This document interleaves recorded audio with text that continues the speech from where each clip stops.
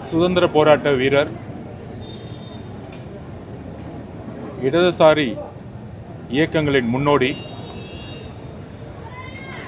தோழர் கேரளாவில் எப்படி நம்பூதிரிபாடு அவர்கள் ஒரு அரசை உருவாக்கினாரோ அதே காலகட்டங்களிலிருந்து இடதுசாரி சிந்தனைகளில் தன்னுடைய 18 வயதில் கம்யூனிஸ்ட் இயக்கத்தில் இணைத்து கொண்டவர்.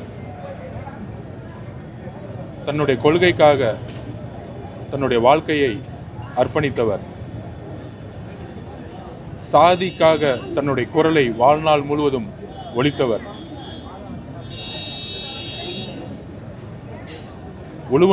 உழுபவனுக்கே நிலம் என்கின்ற கோஷத்துடன் தன்னுடைய அரசியல் வாழ்க்கையை துவங்கி கிட்டத்தட்ட ஒரு 7 வருஷம் சிறையிலே இருந்தவர். எந்த விதமான அடக்குமுறைக்கும் அஞ்சாமல் ஆதிக்கத்திற்கு எதிராக குரல் கொடுத்தவர். 1990களில்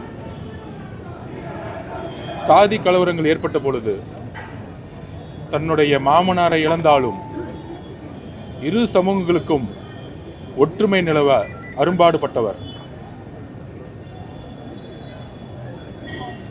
தன்னுடைய பிறந்தநாள் அன்னைக்கு 1 கோடி ரூபாய் இடதுசாரி தோழர்கள் கொடுத்த போதும் கட்சிக்காக கொடுத்தவர். ஏன் தமிழக அரசு விருது வழங்கி 10 லட்ச ரூபாய் கொடுத்தா கூட முதலமைச்சருடைய நிவாரண நிதிக்கு திருப்பியும் வந்து அளித்தவர்.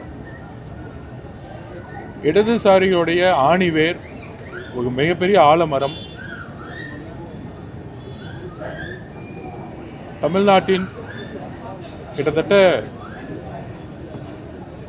இவருடைய அர்ப்பணிப்பு, இவருடைய எளிமை, இவருடைய நேர்மை இனி வரும் காலங்களில் அரசியலில், குறிப்பாக அரசியலில் நுழைபவர்களுக்கு எப்பொழுதும் ஒரு சரித்திரம், எப்பொழுதும் ஒரு முன்மாதிரி. இடதுசாரி தோழர்களுக்கு மட்டும் இழப்பு அல்ல, ஒட்டுமொத்த இந்திய சமூகத்திற்கும், குறிப்பாக தமிழ்நாட்டு மக்களுக்கும் ஒரு மிகப்பெரிய இழப்பு. அவருக்கு வீர வணக்கத்தை தெரிவித்து அவருடைய ஆத்மா சாந்தி அடைய தமிழக வெற்றி கழகத்தின் சார்பாக எங்களுடைய அஞ்சலியை நாங்கள் பணிவுடன் செலுத்துகிறோம். நன்றி.